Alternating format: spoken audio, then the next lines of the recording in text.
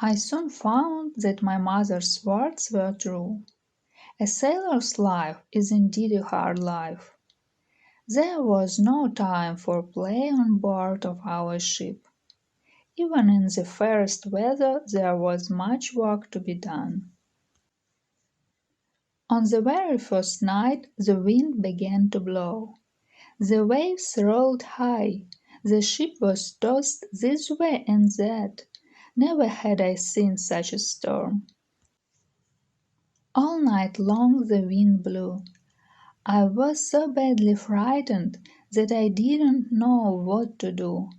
I thought the ship would surely go to the bottom. Then I remembered my pleasant home and the words of my kind mother. If I live to reach dry land, I said to myself, I will give up this thought of being a sailor. I will go home and stay with my father and mother. I will never set my foot in another ship. Day came. The storm was worse than before.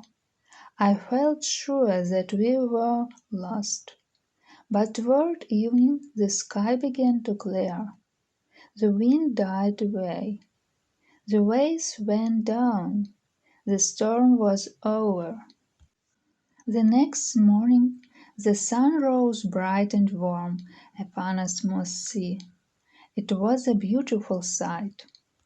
As I stood looking out over the wide water, the first mate came up. He was a kind man and always friendly to me.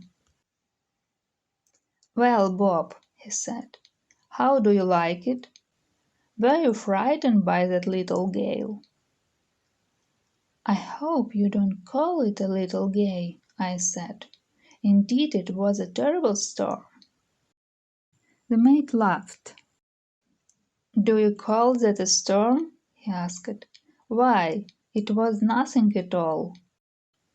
You are only a fresh-water sailor, Bob.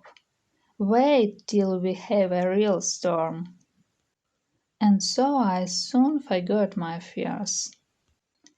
Little by little I gave up all thoughts of going home again. "A sailor's life for me," I said. My first voyage was not a long one. I visited no new lands, for the ship went only to London.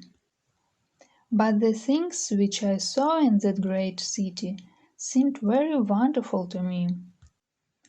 Nothing would satisfy me but to make a long voyage. I wished to see the whole world.